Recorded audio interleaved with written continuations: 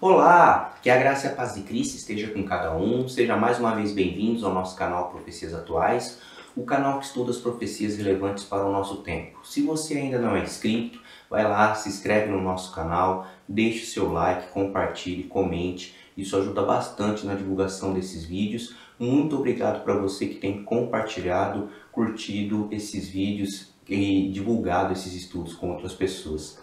Também acione o sininho para que você possa receber as notificações toda vez que tiver vídeo novo aqui no canal. Também nos siga lá no Facebook, facebook.com/profecias atuais. Lá nós disponibilizamos outros materiais para que você possa se aprofundar cada vez mais no estudo das profecias. Nós disponibilizamos essa semana um gráfico da provável sequência cronológica dos tempos dos eventos finais antes da volta de Jesus.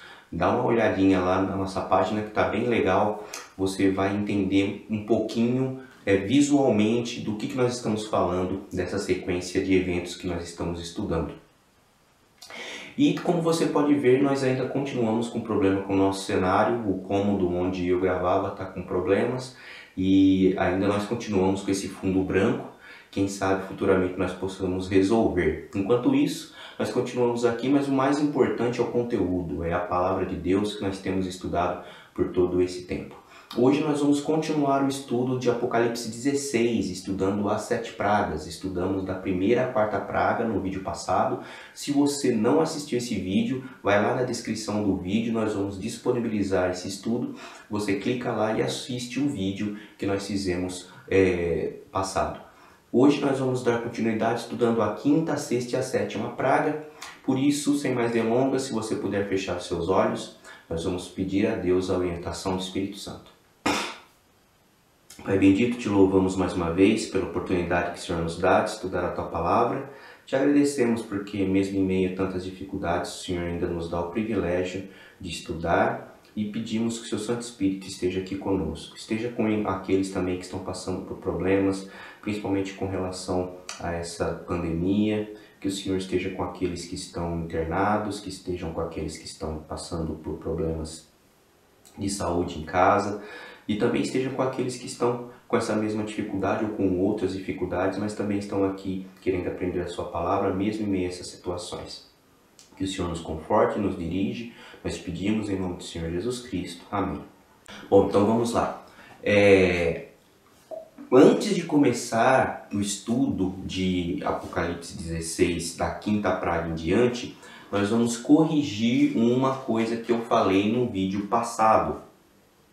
No vídeo anterior, eu cravei que a quinta, a sexta e a sétima praga eram figuradas, eram simbólicas, né? Falei que da primeira à quarta se tem uma divergência entre os teólogos historicistas, se são literais ou se são simbólicas, mas que a certeza era que a quinta, a sexta e a sétima eram simbólicas.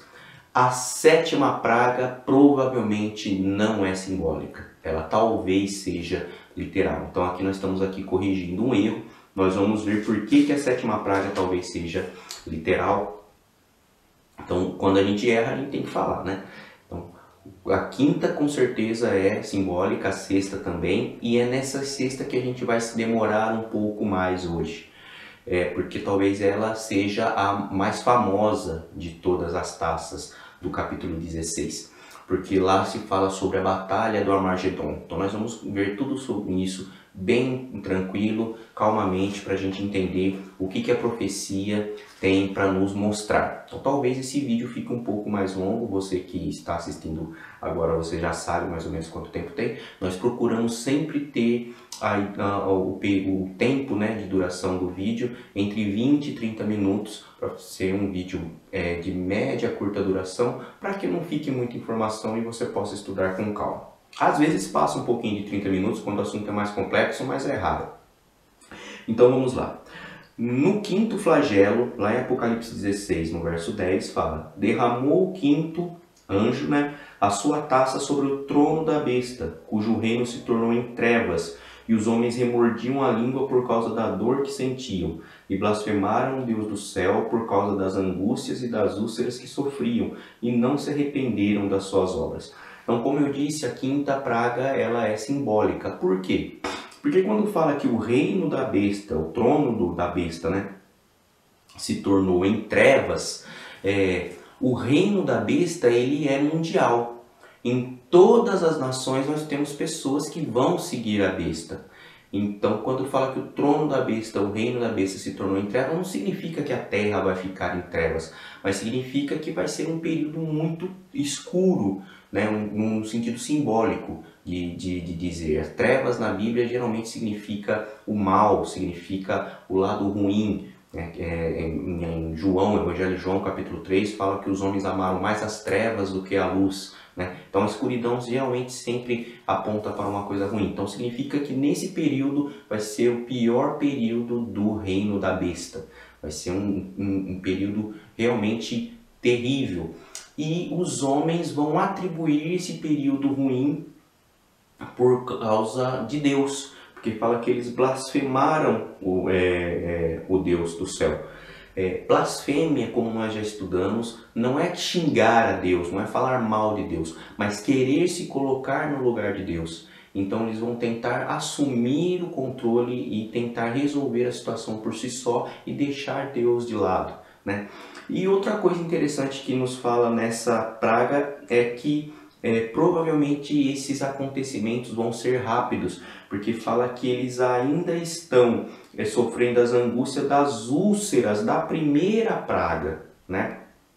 Então, desde a primeira praga até a quinta, eles vão estar sofrendo ainda sobre essas úlceras ainda não vão ter sarado. Então, provavelmente vai ser um período curto de tempo em que essa sequência de taças serão derramadas.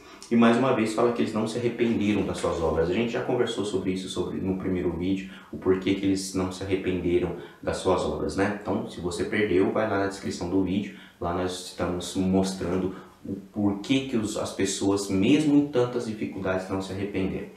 E aí nós chegamos no sexto flagelo, na sexta taça, que ela não é uma praga propriamente dita. Não acontece nenhuma tragédia quando é derramada a sexta taça, mas ela é como se fosse um parêntese entre a quinta e a sexta praga. Olha o que acontece quando é derramada a sexta taça. Verso 12 fala: derramou o cesto a sua taça sobre o grande rio Eufrates, cujas águas secaram, para que se preparasse o caminho dos reis que vem do lado do nascimento do sol, ou do oriente. Então aqui nós temos uma referência direta à Babilônia. Como nós já vimos, o livro de Apocalipse ele é o mais hebraico de todos os livros do Novo Testamento. E tem muitas referências do Velho Testamento, principalmente com relação ao santuário, às festas de Israel, mas faz referências a algumas histórias de Israel no Antigo Testamento. Por exemplo, nós começamos o capítulo 15 de Apocalipse falando sobre a libertação do povo do Egito, que mostra lá os remidos cantando o cântico de Moisés de frente ao mar de vidro mesclado com fogo, uma referência direta à libertação do povo do Egito quando eles estão de frente do mar vermelho.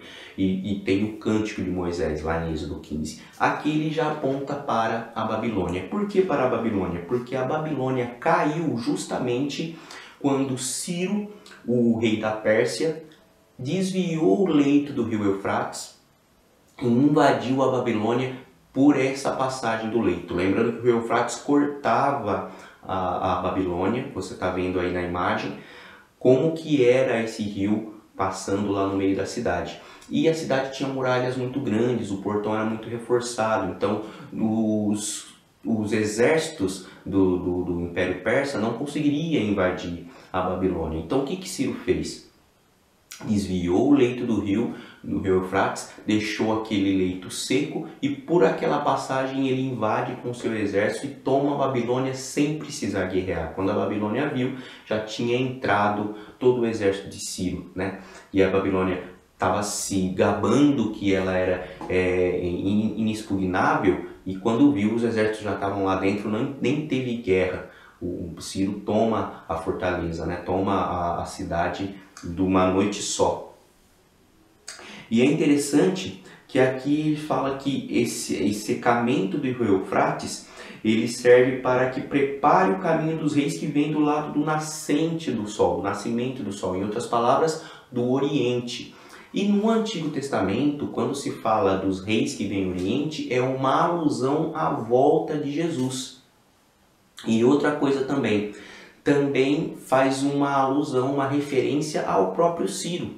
E olha como é que Ciro é chamado lá no livro de Isaías. Isaías capítulo 45 diz o seguinte sobre o rei Ciro. Verso 1.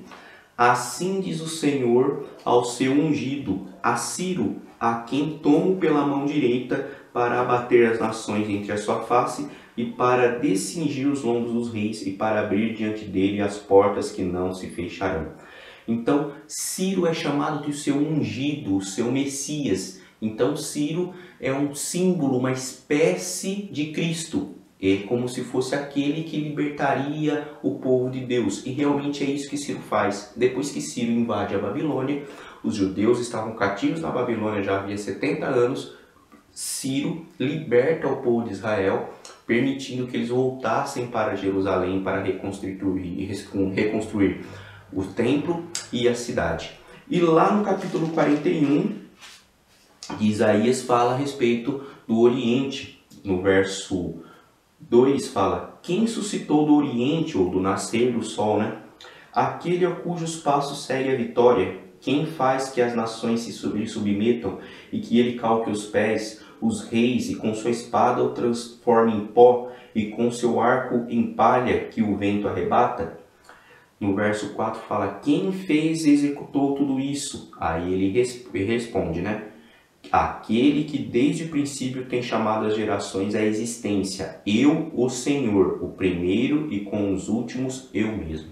Então, toda vez que você vê, principalmente em profecia, fala aquele que vem do Oriente, é uma referência direta à volta de Jesus. Enquanto fala lá em Apocalipse capítulo 16, que quando é derramado a sexta taça, o rio Eufrates se seca para a passagem dos reis que vem do lado do nascimento do sol, significa que está se preparando o caminho para a volta de Jesus. Então está muito próximo à volta de Jesus. Jesus vai estar realmente voltando nesse período. E aí no verso 13 fala que então vi da boca do dragão, da besta, da boca do falso profeta, 3 espíritos imundos semelhante a rãs, porque eles são espíritos de demônios, operadores de sinais, e se dirigem aos reis do mundo inteiro com o fim de ajuntá-los para a peleja do grande dia do Deus Todo-Poderoso. Então aqui nós vemos um ecumenismo. E é interessante que aqui nós vemos a trindade satânica sendo chamada pelo um outro nome ao invés de besta da terra. A trindade satânica nós sabemos que é o dragão, a besta do mar e a besta da terra, como nós vimos em Apocalipse. Aqui em Apocalipse 16, a besta da terra é chamada de falso profeta. Por que falso profeta? Porque ele foca nas características religiosas desse poder. Nós vimos lá em Apocalipse 13 que a besta da terra, além de ser um poder político, ele também tem uma influência muito grande religiosa. Por quê? Porque essa besta da terra parece com um cordeiro, mas fala como um dragão. Então ele parece sendo um reino cristão, um povo cristão, mas ele fala como um Satanás. E então ele tem influências políticas, porque é ela que vai dar o decreto de adoração à primeira besta, a besta do mar, mas ela também tem influências religiosas. Tem coisas religiosas por trás disso tudo.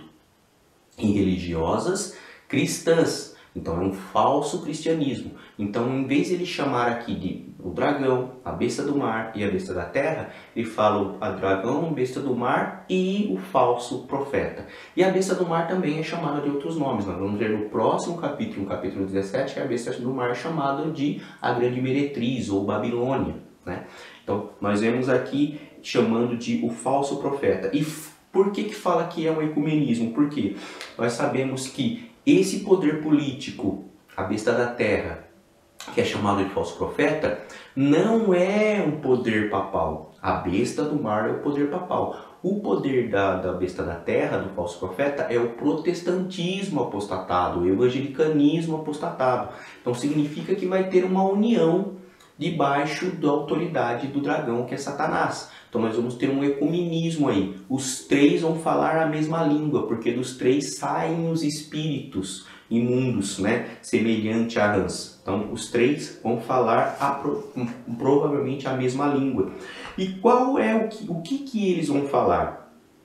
Fala que esses três espíritos imundos semelhante a rãs vão operar sinais para todos os reis do mundo inteiro, para que esses reis se ajuntem com eles para essa grande batalha. Como nós temos visto que aqui tudo é uma referência, tanto a libertação do povo do Egito quanto a libertação do povo de Babilônia, a referência a Rã muito provavelmente deve ser a alguma deusa do Egito. Essa deusa do Egito é a deusa Heket, que era a deusa relacionada à fertilidade, à prosperidade. Então olha que coisa interessante, se aqui está próximo à volta de Jesus, está preparando o caminho para a volta de Jesus, significa que o povo de Deus vai continuar pregando nesse período, preparando o caminho para a volta de Jesus. Nós vamos ter um outro poder religioso pregando a mentira baseado na prosperidade, baseado num cristianismo feito de teologia da prosperidade. Se vocês nos seguirem, se vocês ficarem do nosso lado, a vida vai melhorar, as coisas vão melhorar. Vocês estão vendo essa monte de desgraça que está acontecendo, esse monte de praga que está acontecendo. Significa que nós não estamos fazendo a coisa direito. Então, vamos voltar para Deus, entre aspas, que as coisas vão melhorar. O apóstolo Paulo também falava isso lá na sua carta, em 1 Tessalonicenses. Ele fala um negócio bem interessante com relação a esse período. 1 Tessalonicenses, no capítulo 5, Paulo fala o seguinte, verso 3, perdão. Quando andarem dizendo paz e segurança, eis que lhes sobrevirá repentina destruição, como vem das dores de parto, aqui está para dar à luz, e de nenhum modo escaparão. Então, quando todo mundo estiver unido em um único objetivo, que é trazer paz e segurança para a terra, significa que a destruição está próxima. Quando todo mundo estiver falando uma mesma língua, falando de prosperidade, de segurança, que as coisas vão melhorar, mas nós estamos vendo que as coisas não vão melhorar, significa que está muito próximo à volta de Jesus. E olha que coisa interessante, um pouco antes, no verso 4, Paulo fala que o dia do Senhor vem como ladrão. E no próprio capítulo 16, ele continua falando isso, no verso 15. Eis que venho como vem o ladrão. Bem-aventurado aquele vigia e guarda suas vestes para que não ande nu e não veja suas vergonhas. Então, tudo relacionado. Paulo, falando sobre a volta de Jesus, fala que ele vem como um ladrão nesse período em que todo mundo está focado em paz e segurança, em prosperidade. E aqui no Apocalipse confirma o que Paulo falou lá em 1 Tessalonicenses capítulo 5. Ladrão, quando Jesus fala que vem como ladrão, significa que ele vem em um momento e ninguém vai estar esperando. Olha que coisa interessante. Enquanto 144 mil estão pregando a volta de Jesus, os outros poderes religiosos e políticos não vão estar focando na volta de Jesus. A pregação deles é sobre a prosperidade aqui na terra. E nós sabemos que aqui na terra nada vai melhorar. O próprio Jesus Cristo disse isso no sermão profético lá em Mateus capítulo 24. E aí depois nós entramos no verso que talvez seja o mais famoso, que fala que então se ajuntaram a um lugar que em hebraico se chama Armagedon. E aí tem várias discussões, até filmes relacionados a isso, em Hollywood, falando o que seria essa batalha do Armagedon. Mais uma vez, precisamos olhar para o Antigo Testamento. E ele dá uma dica falando que esse lugar em hebraico se chama Armagedon. Então nós precisamos entender o que Armagedon significa em hebraico. Ar em hebraico significa monte. Magedon é Megido. Então é o monte de Megido. Megido era uma antiga cidade que se situava lá num vale na região do norte da Judéia, lá na Galileia. E é interessante que no Antigo Testamento eles costumavam chamar algumas posições geográficas com o nome do lugar. Então, por exemplo, aqui no Brasil nós temos o Morro do Corcovado. Se fosse lá na Galileia, na Judéia, ele seria o Morro do Rio de Janeiro, porque é um morro que está na cidade do Rio de Janeiro. Então, qual que é esse seria um dos nomes, né? Ele também teria o nome dele. Então, qual que é o monte que fica em Megido? Já que tem Armagedon, é um monte Armagedon, Megido, então é um monte de Megido. Qual é o monte de Megido? O Carmelo. E o Monte Carmelo foi onde aconteceu a batalha entre o profeta Elias e os profetas de Baal. Então significa que no finalzinho do tempo do fim, antes da volta de Jesus, vai haver uma batalha entre o verdadeiro cristianismo e o falso cristianismo, a falsa religião. Fernando, mas os profetas de Baal não seguiam a Baal? Sim, mas o povo de Deus estava entre esse embate. Tanto é que a pregação de Elias antes de começar esse embate, e se você não conhece essa história, eu aconselho você a ler lá em 1 Reis, a partir do capítulo 17, começa-se a história de Elias. 1 Reis, no capítulo 17, nós começamos a história do profeta Elias. E no capítulo 18, nós temos então o embate do profeta Elias com os profetas de Baal. E a pregação, o discurso que Elias faz antes de começar esse embate, no capítulo 18, no verso 20, 1 Reis fala: Então enviou Acabe mensageiros a todos os filhos de Israel e ajuntou os profetas no Monte Carmelo. Então Elias chegou a todo o povo e disse: Até quando cocheareis entre dois pensamentos? Até quando vocês vão estar divididos entre dois pensamentos? Se o Senhor é Deus, segui-o. Se é Baal, segui-o. Porém o povo nada lhe respondeu. Nós temos um embate entre a falsa religião e a verdadeira religião no tempo do fim. Repetindo o que acontecia no povo de Israel. Por quê? Porque o povo de Israel não seguia só Baal. Durante a semana ele seguia Baal e no sábado ele ia lá fazer os sacrifícios a Deus. Então ele estava dividido entre Deus e Baal. Então Elias fala assim, vamos parar com isso. Ou vocês seguem a Deus, se Deus é Deus, ou vocês seguem a Baal, se Baal é Deus. Mas não fiquem com esse sincretismo religioso, que é o que vai acontecer no tempo do fim. Nós teremos o ecumenismo, que vai ter um sincretismo religioso, que as pessoas vão dizer que vão estar adorando a Deus, mas na verdade vão estar adorando a besta e o dragão, mediante o decreto da besta da terra. E nesse período vai levantar um povo que vai falar: não, vocês devem adorar o verdadeiro Deus Criador. Ou vocês adoram a Deus ou vocês adoram o diabo, não tem meio termo. E antes disso que vai acontecer esse discurso do povo de Deus, os 144 mil selados, e aí depois de tudo os acontecimentos, aí então vai ter esse embate. O que é esse embate? É um embate físico? Provavelmente não. Essa batalha do Armagedon é um simbolismo para apontar o que foi a verdadeira batalha do Armagedon no Antigo Testamento. Foi uma batalha entre a verdadeira religião e a falsa religião. Uma batalha pelos corações das pessoas, pelas mentes das pessoas. Se você deve seguir a Deus ou se você deve seguir o dragão. Se você deve fazer parte dos 144 mil selados ou se você deve fazer parte daqueles que adoram a besta e têm a sua marca.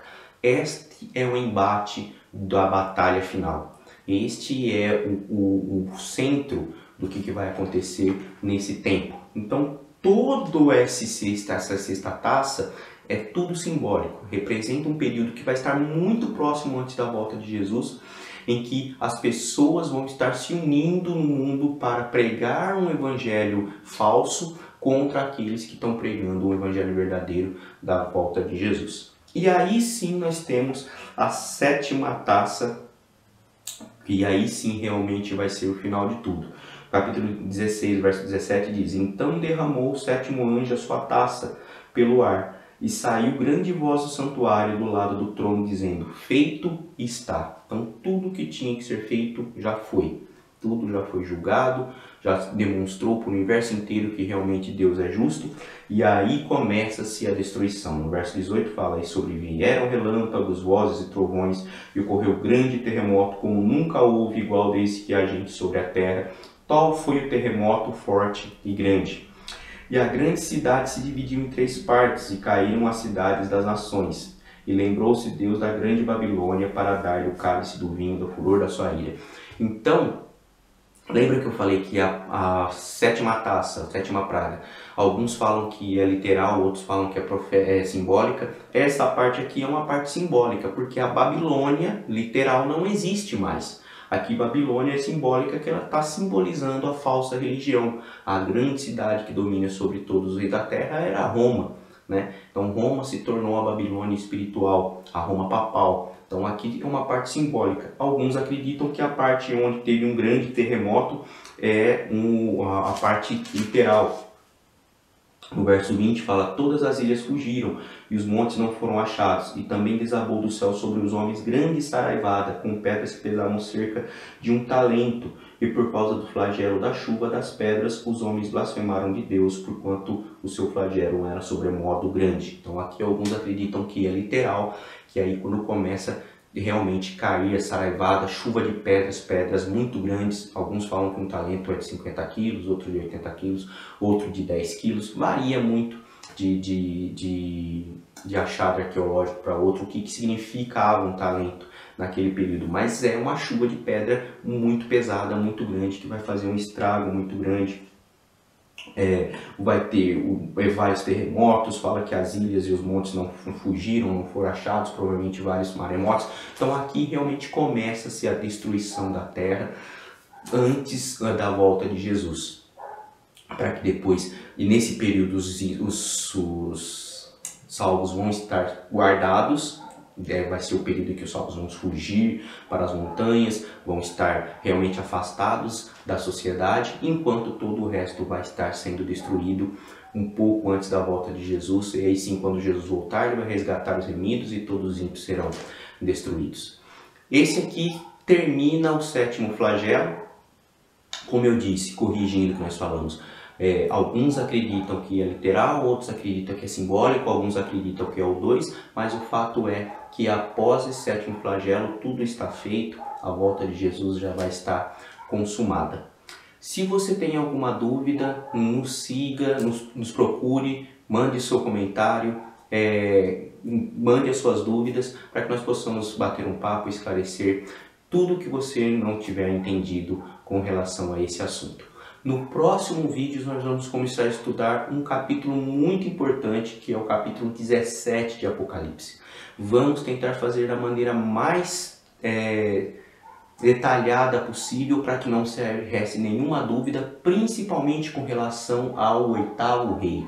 Muitas teorias têm saído a respeito desse assunto e muitas pessoas às vezes têm se confundido a respeito desse assunto. Então, acione o sininho para que você não perca nenhum estudo aqui do canal. Curta esse vídeo, compartilhe com as outras pessoas e vamos continuar estudando o Apocalipse, que está quase terminando. Já estamos chegando no capítulo 17. Que Deus abençoe a todos, que a graça e a paz de Cristo esteja com cada um e até uma próxima, se assim o Senhor permitir.